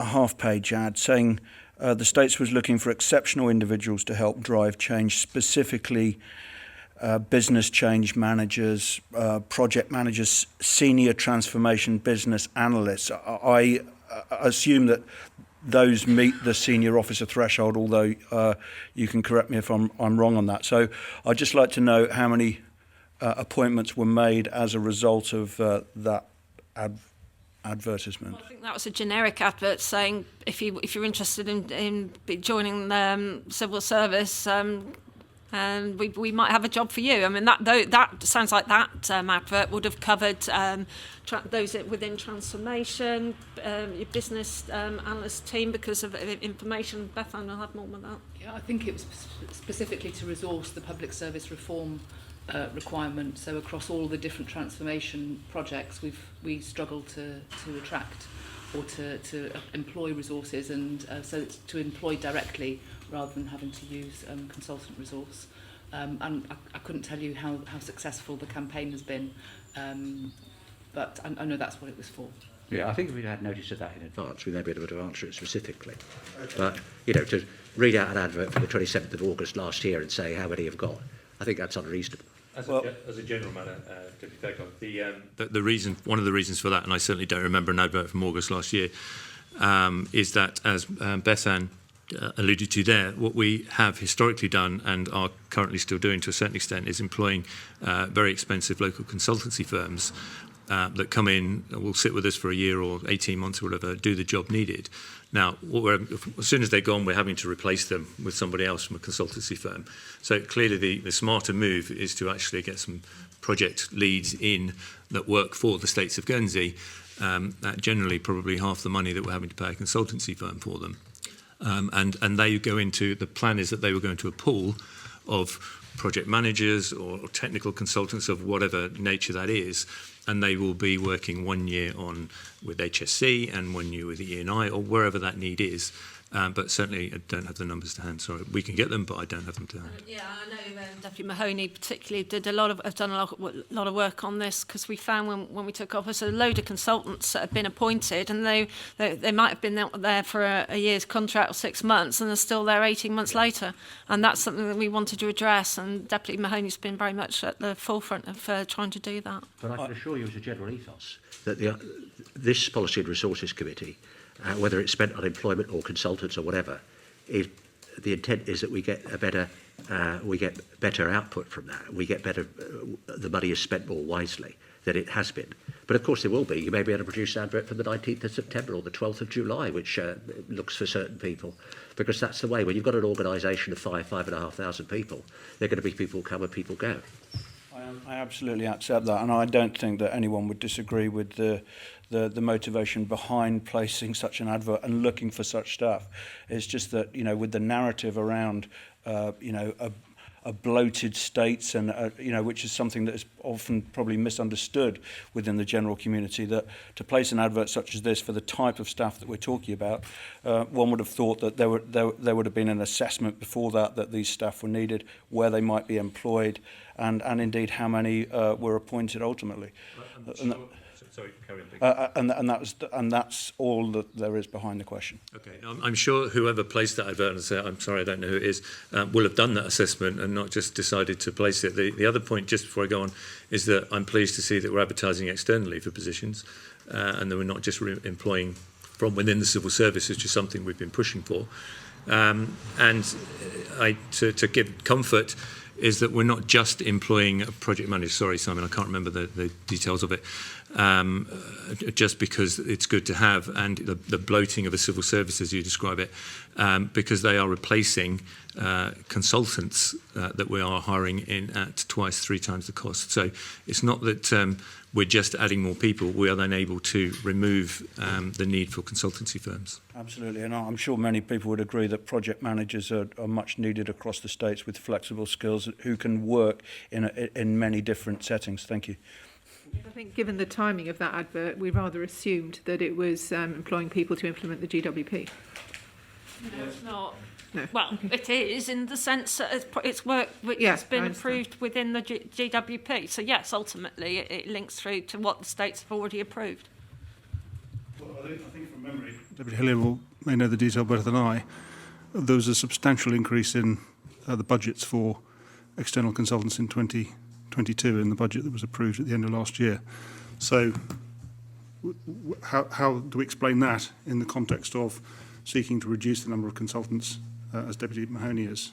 How do we reconcile those two statements? Well, I think that it's those numbers which have driven this review of that position, and it's not something which, when we started to ask the question, which is centrally reported, it's actually quite difficult to see the extent to which there is consultant expenditure across committees. And as Deputy Mahoney has said, the actual cost of those individuals is significantly higher than it would be for a permanent member of staff that could be, say, for example, and I think Deputy Fairclough alluded to it there probably from his own experience, having a multidisciplinary team that can just be put onto projects and work across the whole of the states is a much, much more efficient way of doing it. So that's what we're working towards. A slightly sort of tangential question to this line of questioning, but is there still an expectation of a overall reduction in the number of full-time equivalents in the public service? Is the view that we need to recruit a bunch of quite senior people over here to manage change, which Deputy Mahoney's spoken about, to reduce the number of reliance on consultants? So we're doing that over here. Do we still expect to be stripping people out over here somewhere, and if so, how many? Well, let me just start, and I'm sure others will come with more detail than me.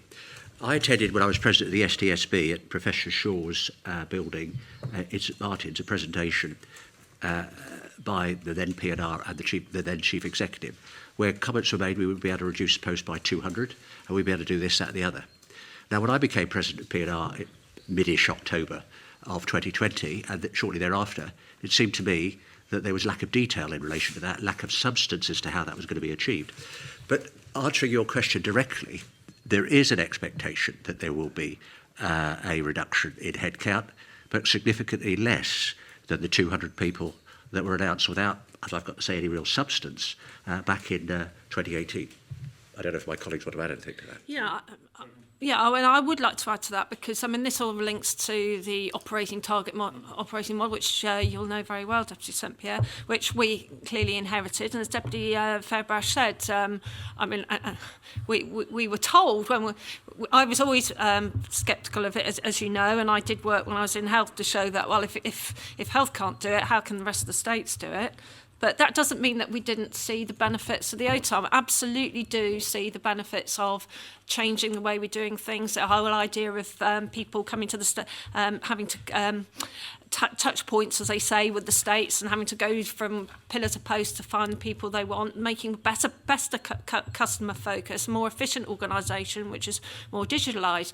But then we took office, and probably that on the first or second meeting we had, we were presented with a paper that said, these 200 posts which have been, everybody was saying we're going to go. Well, we don't think it's going to be 200. We think it's going to be 150 now.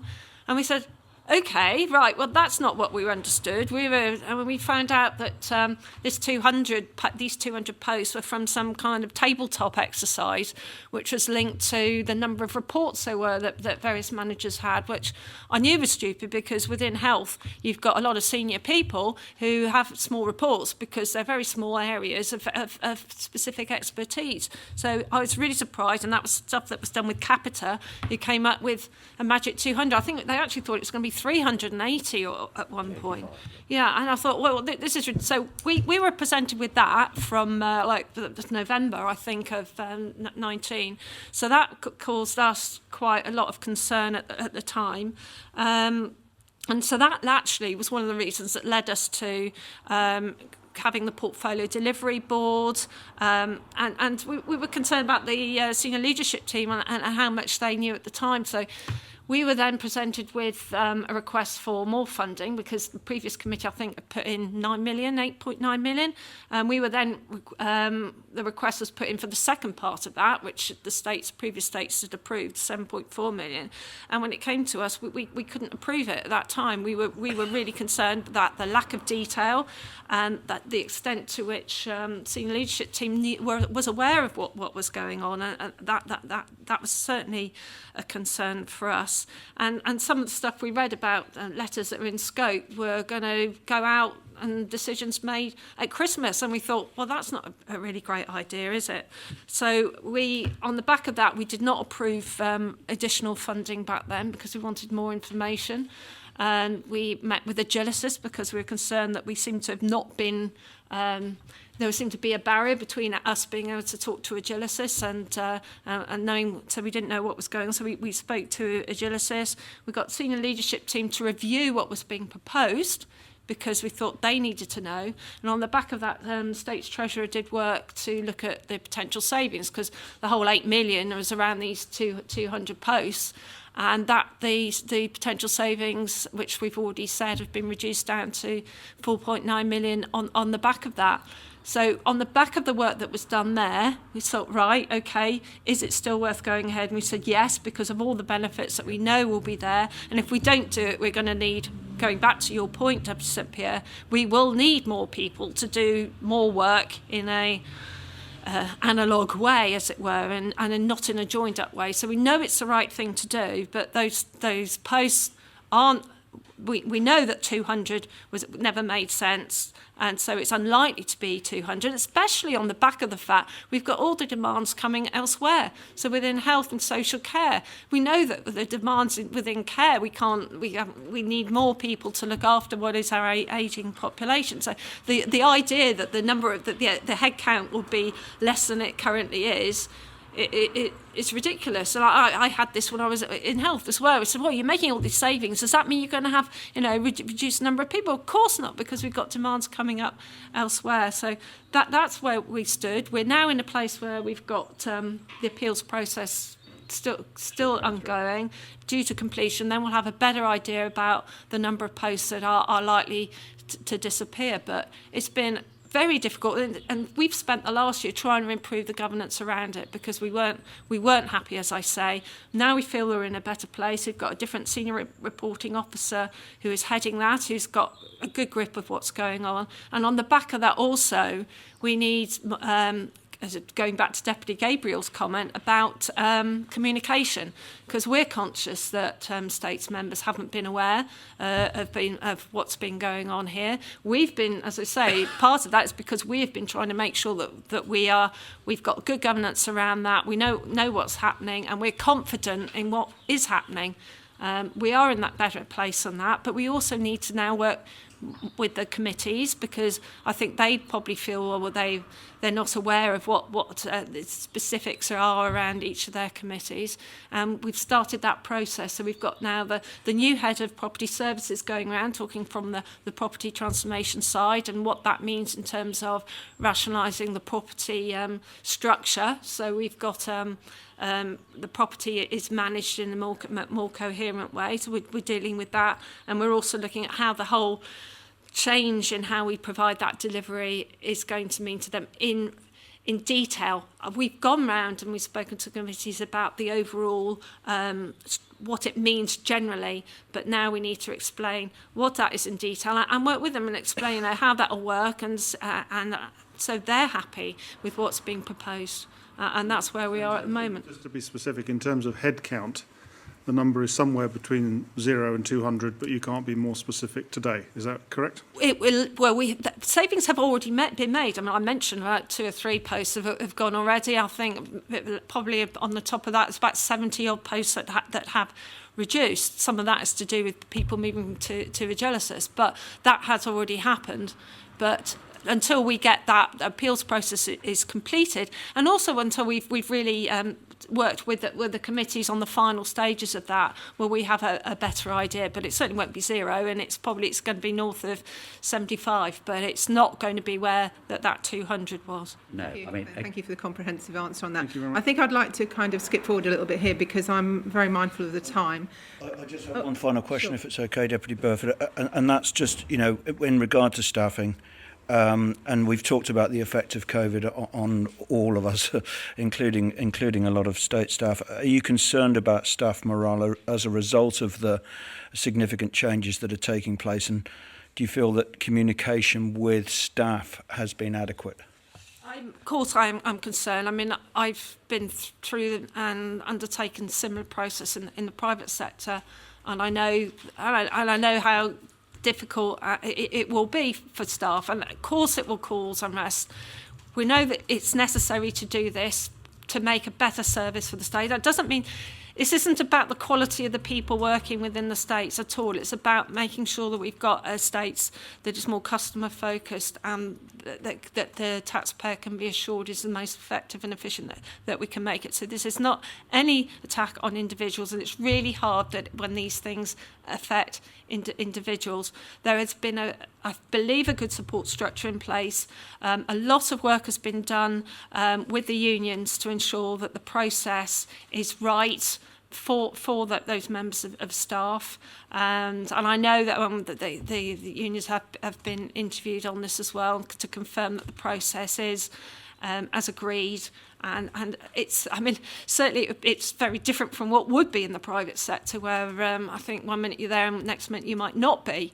And I think with it, a lot of work has been done to ensure that we treat the whole process with sensitivity, and that's important to me, because we are talking about people's livelihoods here, but at the same time work has been done to hold positions within the states, so where somebody might have left, they might be in a temporary resource put in there, so that when the change is made, that people will have opportunities elsewhere in the states. So, and I think that is all part of the work that's going on. So just to give that assurance. Thank you. I'm going to skip forward slightly on our plan here, because I want to make sure we have time to ask these questions, which I think are a matter of very current public interest. And this is on housing and property, as I'm sure you're not in the slightest bit surprised. So Deputy Mahoney, I have a few questions which have arisen out of your letter in the press on Monday. And the first one is, I think some people were surprised, and I would just ask, is it a new policy of PNR to give exclusive interviews and announcements on a major policy issue to just one arm of the media? And if so, why did you choose the press? I'm not sure it's a policy. We've certainly never spoken about this will be a policy going forward. That was a letter from me to the press, which was aimed certainly to get information out into the public sphere, which it did. And then I followed that up with other media interviews with, I think, all the radio stations, etc. Unsurprisingly, they picked up on it once they'd actually seen it, because it is a big story. As you know, the feedback from the public and everything has shown over the last few days. It just seemed a little surprising, particularly with our own media arm that we have, which normally disseminates things to all members of the media, that it was just to one. Well, it was done through the comms team, so it was sent through our comms team to the Guernsey Press. In relation to that, it's a wider point than that. The Guernsey Press, and I appreciate your point about treating all the media equally, etc., etc. We are concerned as a Policy and Resources Committee, and this is a wider point, that the people who are given regular columns in the Guernsey Press are from a certain political viewpoint. I'm talking about politicians. We want to balance that out. We just want balance. We want balance, and the Guernsey Press is well read. I know there's a lot of talk about diminishing readership, etc., but it's still, I think most people in Guernsey still read the Guernsey Press. We want a balance, but we certainly don't want to disadvantage any of the other media. But we do feel, and I particularly feel, that the Guernsey Press has regular columnists who just have a certain view. We want the wider view of the members of the states to be heard. Do you not think the Guernsey Press would embrace the opportunity to have columns from people on the other side of the press? Well, were they prepared to write? I've asked the Guernsey Press that without any assurance, without any response. I think the Guernsey Press, it's a matter for them. Clearly, it's not for government to tell the Guernsey Press how to conduct its affairs.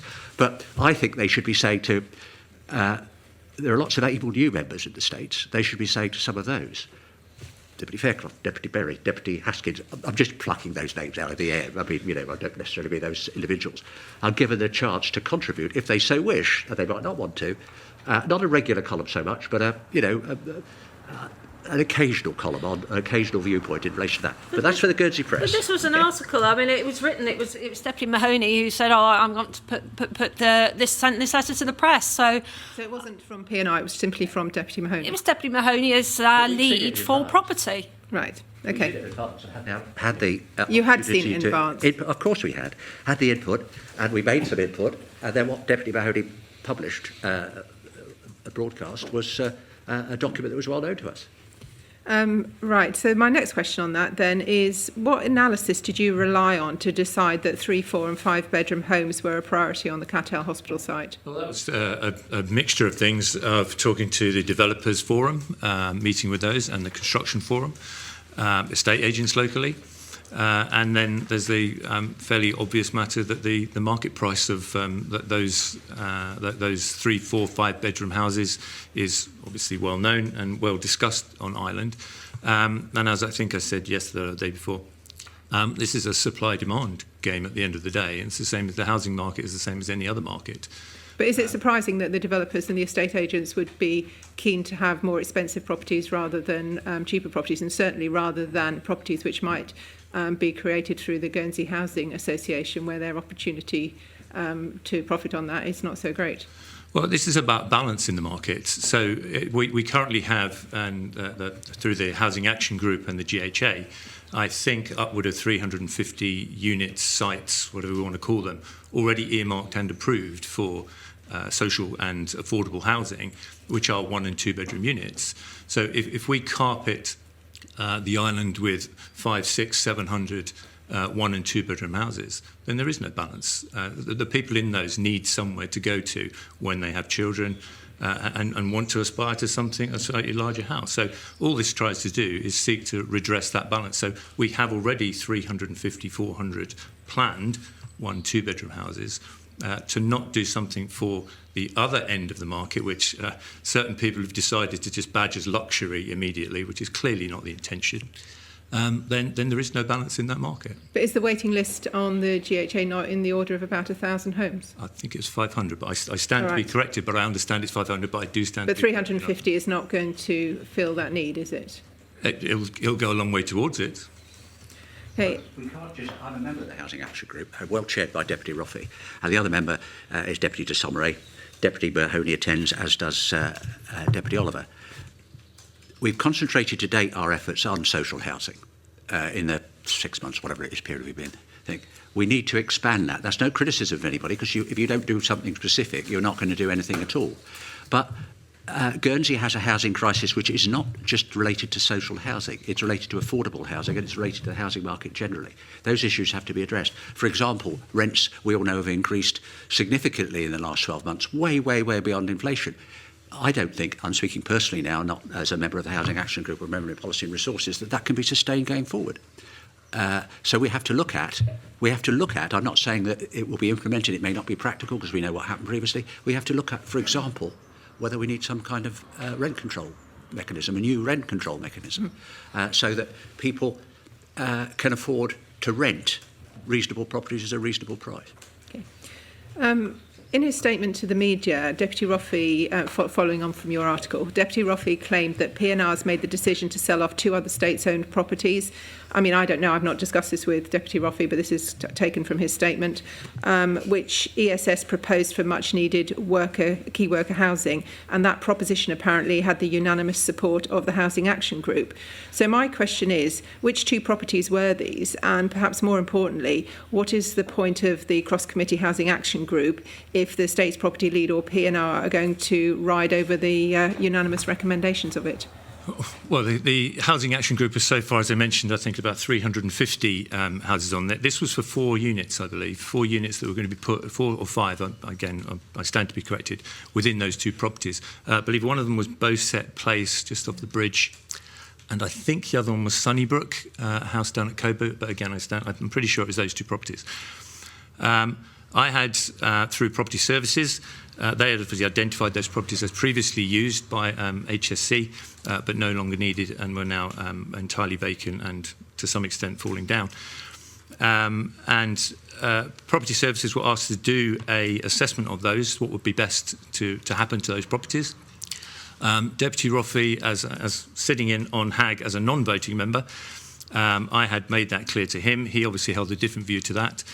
And the vote was for, as you mentioned, it was unanimous in that first meeting, although when that then came through to P&R, it was also unanimous within P&R to sell that. So, and that was based on the fact that we had had a report from, after the note from Deputy Roffey saying HAG wants those, I asked Mark Osier and his team on Property Services to do a report for P&R, to bring to P&R to be properly considered at one of our regular Tuesday meetings. They did that, and taking into account various matters, the clear recommendation from Property Services was that they should be sold rather than being used for Housing Action Group. That vote was then taken within P&R on that, and that was a unanimous vote to then accept the recommendations of Property Services. And where do the proceeds of those sales go? Well, they will go into the state's coffers. Now, as I have mentioned in my note, I would personally like to see those earmarked, ring-fenced, whatever we want to call it, for the other capital projects that we're talking about for property. For housing? For housing. Okay. And in your videoed interview that you did with the press, you said that P&R have plans to build on the green fields around the Cattell Hospital. do you not consider it would be much more appropriate to develop brownfield sites before losing more greenfield sites, and particularly the biodiversity that goes with them? Well, it's when biodiversity is great and everyone throws it around, but there's not much comfort biodiversity when you're sat in a rented accommodation that's not good enough for you. I'd rather build the houses. That's a personal view. And greenfield sites are around the massive X-acre site that is the concrete site that the Qatar Hospital currently sits on. So that makes it a better site for a larger development. We don't have the brownfield sites that would cope with this kind of size of development. No, but you might not have a single brownfield site available at the moment, but are there, smaller sites that would be available to make up the numbers? I'm sure there are some. I don't think we have any decent site, otherwise we would be using them. I think, there's certainly the public reaction seems to be very much supportive of the idea of providing more houses, as I think most people would be. But there does seem to be a big pushback against the idea of building on green land.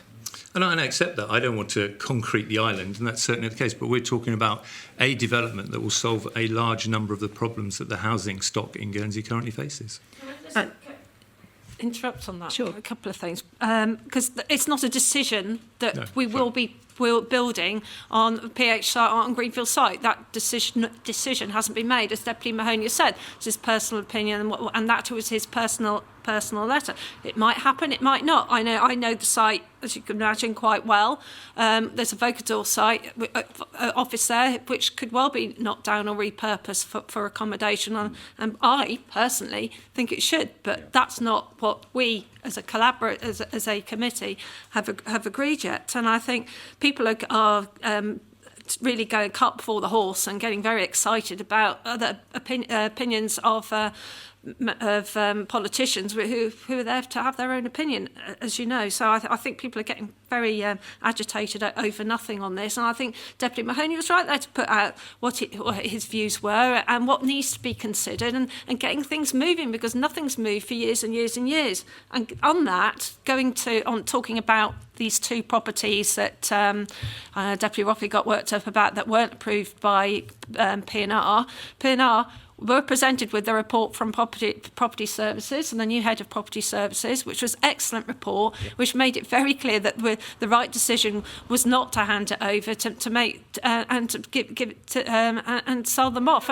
And Deputy Mahoney has, to be fair, given a comprehensive reply on that. But I think what I want to stick to the main issue here, particularly about the fields. And just for clarity, well, first of all, what I would say in response to Deputy Solsby is, your letter was signed off P&R lead, property lead, and then underneath Policy and Resources Committee. So I think people, I don't think we should be too critical of the public on this, because I think people rightly reading that will see the authority that comes with those titles and believe that is the plan, rather than just a personal view of yours. We're not criticising the public at all in this, in any way, shape or form. I think certain politicians getting a bit excited about it without saying, in what capacity and why were you doing this? I think that is a different matter. But certainly, I can understand how the public might think it, and certainly how then it is reported as P&R, and we've made these decisions already. I mean, it was about this is what we can do. See clarity. Although P&R saw the draft and input into it, it is not a committee position. It remains Deputy Mahoney's position. Is that right, or is it a position of the committee, or isn't it? This has been discussed at committee, and it's clearly my position because I wrote the letter. And the discussion we had, albeit, of course, that Jonathan hasn't been on island for a couple of weeks because he's away on vacation at the moment, is that it has the broad support of P&R. Anyone can stop me as I'm talking. But I think I want to just add very, very quickly that the safeguard, of course, is that this needs the approval of the DPA anyway. We're talking about the greenfield site. The DPA in a minute. But so, in fact, nobody in this room has the authority to override them. So if the DPA decide, actually, that's a lousy idea, you're not doing it, then... Can I ask one more question in relation to the Cattell site before you move on to the DPA, which is again, I guess it's a question for you, Deputy Mahoney, and your personal opinion. Would you agree with those who say that site is a prime site, which is just too valuable to be developed for affordable housing. Is that what's partly informing your thinking that it's more... My view is that we are already developing 350, 400 units of affordable housing, and that's terminology however you like it, the 1, 2 bedrooms, whatever the phrase we're going to use is. And therefore, we need a site for 3, 4 and 5 bedroom houses, and that is, in my view, a great site for those. Thank you. In the state's ownership of the land at Cattle Hospital and around, there, if you look at the proposals map from the IDP, there appear to be some of the fields that are not zoned as agricultural priority area and some are. The fields that you refer to, do they fall into the agricultural priority area? I believe some of them do, but I would have to check on the map or ask Mark Ogier to check that for me. Thank you. And you mentioned the DPA, of course. Everything has to be, there has to be an approach through the planning process, obviously, before anything can be approved. And in your press piece, you said you were working very closely with Deputy Oliver at the DPA. I'm just a little concerned, actually, especially in my role previously, in the same role that Deputy Oliver is now doing when I was previously in the States. Do you not think your approach risks seriously compromising the independent and quasi-judicial role of the political DPA committee, which will they'll subsequently be required to determine that planning application? And in the light of that, do you not fear that it could open it up to a risk of judicial review if there seems to have been, if they haven't actually remained at arm's length as perhaps they should? No, I don't. If asking another member of the Assembly a question and for an opinion does that, then we're in a very bad place indeed. So okay. I don't agree with that at all. Because you expect somebody with a private development to go along and speak to the planners and say, is this practical? Can we do this? We would like to do that. Yes, I think they speak to the planners, but what they don't normally do is speak to the political representatives who, because I mean the planners deal with a lot of applications on delegated authority, as we know, but ordinarily, and certainly we've seen it in the States before on various developments, including the incinerator, where the members weren't even going to vote on it for fear of compromising their position. The President of the EPA felt that compromise, it's for them to make their own considered opinion on that. I mean, at least what's happening is things are actually happening. We've been talking about this for years and years and years, and nothing has happened. Tiny little pockets of building have happened. And I think the one thing we managed was both. Now you've mentioned both that play. I don't know if it's the right place, but at least we built some key worker housing at near the PEH. Was about the only thing when it came to that in the last state. But just going back to the 2 properties which were meant to be earmarked for key worker housing, they weren't suitable. I know both Sunnybrook and the other property. I've been in them, and I just know the best thing was to sell them off. The locations weren't ideal. Certainly, if they want to be key worker housing for nursing staff, they're not an ideal location for that. And frankly, what I know previously was that the 2 buildings, that we were trying to get them all transferred from HSC, because HSC should not be the landlord. We shouldn't have anything to do with the property. That should be a resource that it is dealt with. I think, I mean, to be fair, I think, I really am happy with the response. The point I want to make on this is that we tried to transfer it to the social housing team within ESS, or the housing as it was at the time,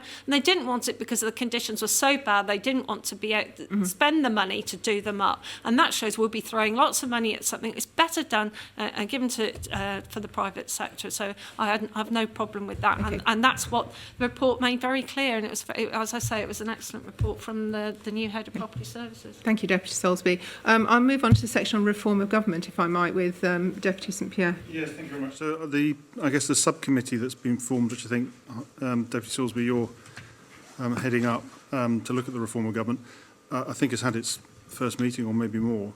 The terms of reference for that subcommittee's work I don't think have been put in the public domain. I think it was one of the issues that came up in the States recently. No, they have they?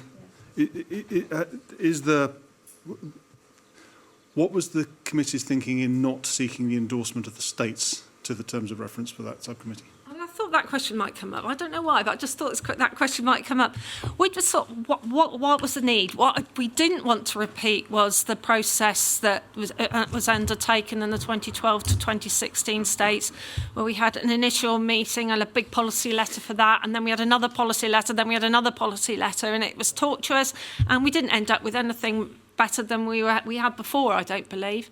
And I think really we need to remember when we have a terms of reference, getting people to deal with it, and then it comes to the states, and the states can do what it likes with it. It can make amendments, as it did, despite all having that really complex structure, to everything that was put forward in the 2012-2016 work that was undertaken. So I've got no problem with the way we're doing it, and we'll see when it does come back to the states. Do you think that given the increased delegated authority that we referred to earlier, particularly over the capital programme, that actually reform, and actually if fewer things come to the states anyway, that there is less of a pressing need for reform?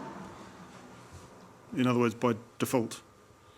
I'd say this isn't about P&R. I mean, if we're talking about increasing delegated authority, it sits around P&R. I think it's more fundamental than that. I think it's the work that and the roles of committees, the number of deputies we've got. I think that is something that we do need to address.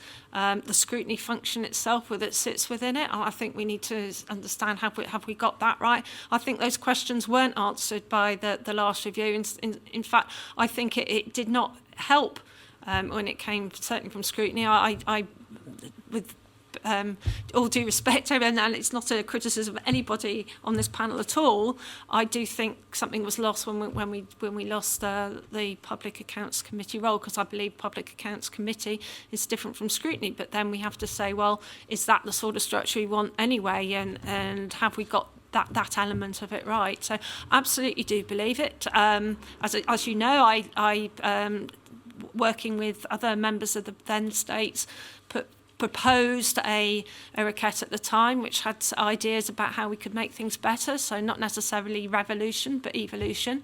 That would seem to not carry favour with the previous P&R quite clearly, but we'll see whether elements of that or other decisions are made by the current committee that is tasked with it. That I can say that there are nobody's hard, fast rules about exactly what is wanted. I think people have gone in there with a generally open mind.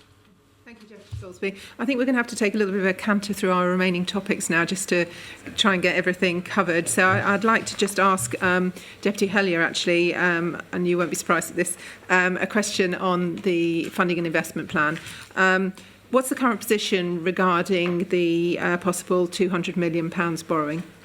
So, as was set out in the budget, the committee's been given the authority to either continue with 200 million of short-term borrowing facility, which is a revolving credit facility. We have been reviewing that because we haven't drawn it all down, and you have to pay for the money to be on call. So it costs money to have the ability to draw down that overdraft. So the Treasurer has been reviewing what the needs from a cash flow perspective would be in terms of the government plan. There have, I understand, although I have not been directly involved with them, discussions with lending institutions about what terms may be offered and how they compare with the RCF that we have at the moment. We haven't entered into any borrowing arrangements. Okay, so, I mean, because as you know, the government work plan states that the committee will seek to only borrow what is required to fund capital investment. And although I know you expressed your personal view that with rates being low, you might quite like to borrow anyway, clearly the approval of the government work plan doesn't allow for that. So is it not the case that we won't actually know how much we want to borrow until we know the pace of capital projects we're able to push through? That is correct. However, we are moving into an inflationary environment, and it's likely that interest rates will go up on the lending curve as they do. We have an RCF with some borrowing. If it becomes more advantageous for the states to borrow on a longer term basis, in other words, to entrench the borrowing that we already have under the RCF and a little bit of headroom, and it's more advantageous to do that, then I would likely recommend that we do it. At the moment, I'm not in a position to commit one way or the other, and I don't think, and you're quite right, and as I suggested earlier, we have a government work plan which is larger than we can afford. very, very plainly, and that was made out in the debate that we had over it. Projects will phase, and we won't do everything that's in the list in the period of the next government. So it may not be necessary to borrow at all in addition to the RCF that we already have. I think that's... Right, that's interesting. So it could be the case that we simply don't go down that route. Yes. Because I can see the attraction of, borrowing now while interest rates are low and then seeing the debt inflated away if inflation goes up. I understand all those things, but at the end of the day, that's not what fits in with the government work plan. Okay, so I think that's all I'm going to ask on borrowing in that case. I don't know if Deputy Pierre, do you have any questions in that area? I suppose just one in relation to the tax review. Obviously, with expenditure going up 4.5% this year and with no real substantive increases in taxation in 2022, and indeed, of course, we know some taxes are in terminal decline, like fuel duty, 20 million of fuel duty. How comfortable are you that, in essence, all the eggs are in one basket in terms of the tax review to deliver further taxation? That's it has to deliver in order to meet the future needs of the government work plan. I'm not comfortable. We have ultimately, and we've had various subsequent discussions with states members, and I think we've increased. Bearing in mind Deputy Gabriel's comments earlier about communication, we've upped the pace of communication in terms of the review. We're actually briefing members as we go on separate topics rather than sort of bundling it all up for one meeting, so that people have the opportunity to give us feedback on the hoof. And there will be a very extensive public consultation starting in the next few weeks. It'll be house drops, there'll be information provided to the public, there'll be a new website, the landing place for it. The fundamental part of the debate is, do we want to seat the costs associated with our demographic on a shrinking working population, or do we want to spread the load in terms of some form of consumption tax, which we don't have here, across the wider population in terms of what we spend? And you're well aware of what the issues are. I'm simply re-communicating them. And we have to, and I agree with what Deputy Gabriel said, we have to take the public with us. And a part of that is understanding the cost of public services. It's about earning trust that the Policy and Resources Committee and all of the other committees and members of the states are cognizant of the fact that we have limited resources, and we must focus them, we must save where we can, we must spend on what we need rather than what we want. All of those things are necessary to generate the confidence in government to deliver this outcome. But if I mean, it's not a personal debate. It's not if I lose the debate in July, it won't be my loss. Somebody else is going to have to stand up in the next government and make the same case eventually, until we're able to raise the money that's necessary to pay for public services. To be clear, that you talked about public consultation, but you really meant public communication, didn't you?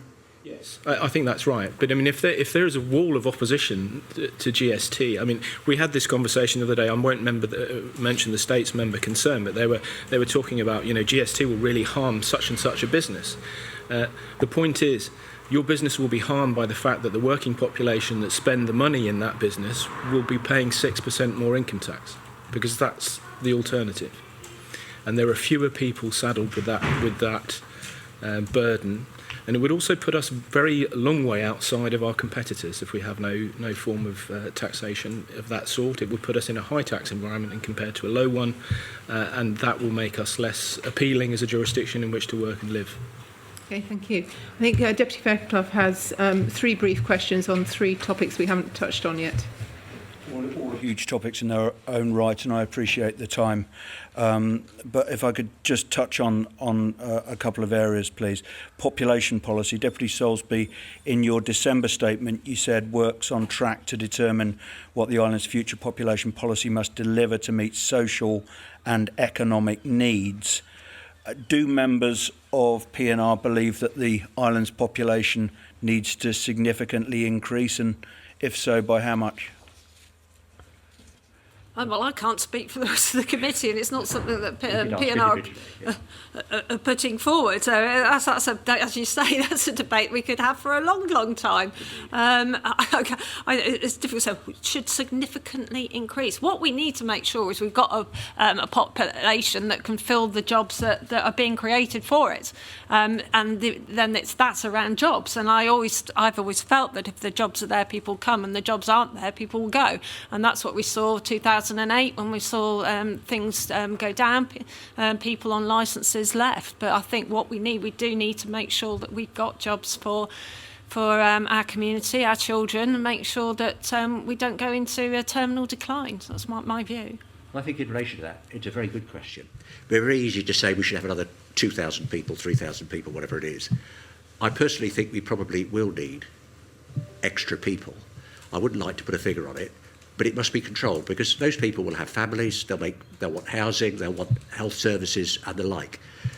It should be a proper considered states debate, whether we have the population as it is, or it would decline, because it will do if we do nothing, because older people, younger people are not having as many children, etc., etc.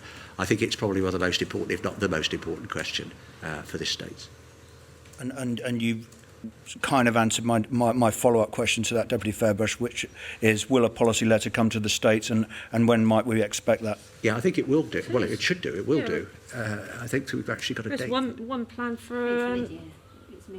yeah, it's second quarter of this year. Yeah, so in the next few months. Thank you for that. Again, a huge subject within itself, but we touched on Brexit and the resources that continues to take up. But is the need for those resources diminishing over time?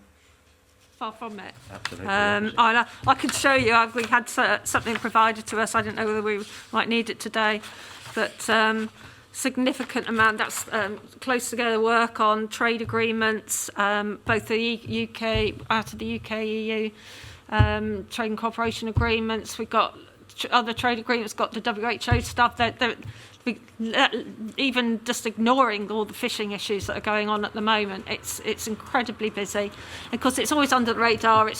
Doesn't get people as worked up as properties might do, or jobs might do, quite understandably. But there's a lot of very important work going on there. As I say, Deputy Talk, I'm sure, could talk for another hour about it, but it's not. I'll just add to that. I mean, for example, we had Bailiwick Council yesterday.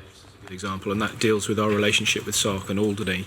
I think there were 4 items on that agenda that were in relation to international conventions, or the TCA, or fishing, all really big subjects for even for us. But as the jurisdictions get smaller and smaller in terms of their governance, it becomes even more of a problem. So Paris Treaty, for example, was one of the things discussed yesterday on that. So it's not just Brexit. There's a whole raft of international regulation, OECD tax.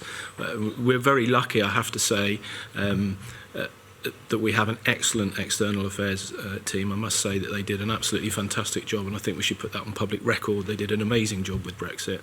They worked through the night during the Christmas before last in order to get things done, and they've continued to deliver right the way through. Can I just jump in with a quick, slightly related supplementary on international standards, which is how satisfied are you that as a jurisdiction we are prepared for the Moneyval assessment next year, and in particular, as a committee, how confident are you that we will actually come through that in the shape that we need to? Well, I can answer that one, because I've been generally dealing with relationships with the regulatory authorities and liaising obviously with Home Affairs, because it's an important part of their jurisdiction. So part of the planning to enable us to get through the process, and I think it's fair to say we're quite well connected to Moneyval, so we have good information on the way in which their inspections and other jurisdictions have worked, and their requirements have increased very significantly since the last time they came. And I have personal experience of this, because I've represented the Bar Council and also an individual firm in terms of meeting with the IMF before it was Moneyval and Moneyval itself. We've been making sure that the resources put particularly into the investigation of economic crime, because that's an area in which we feel that there needs to be some ramp up of, and we've appointed a head of that department through Home Affairs. We've also had several discussions with the Financial Services Commission about areas in which they felt that there were regulatory gaps. One of those was the credit law, which we've now passed. I know that you had some involvement in bringing that forward as well. The other is in relation to banking and resolution authority, which is also closely in hand. So there's a lot of focus on that. I'm happy to say that they've put back the date, so it's not necessarily next year. I think it's early in 2024, perhaps now. So we have a bit more time, but that doesn't mean that there shouldn't be a lot of focus on it, because it's very clearly the last thing we want the island to do is to find itself on a grey list or even worse, a blacklist. And just finally, and it refers back to, in some way, the discussions we were having on public service reform, and that is the state's partnership with Agilicis.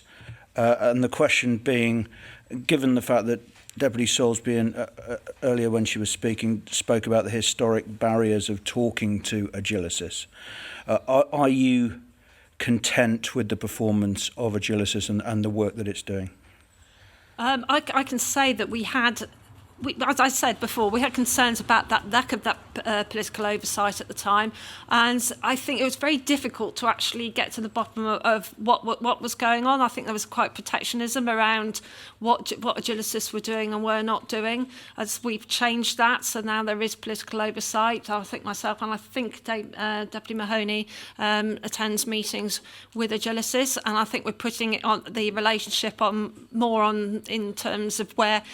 I had one in my previous role with medical specialist groups, so one where we meet them on a regular basis and have our concerns discussed and dealt with.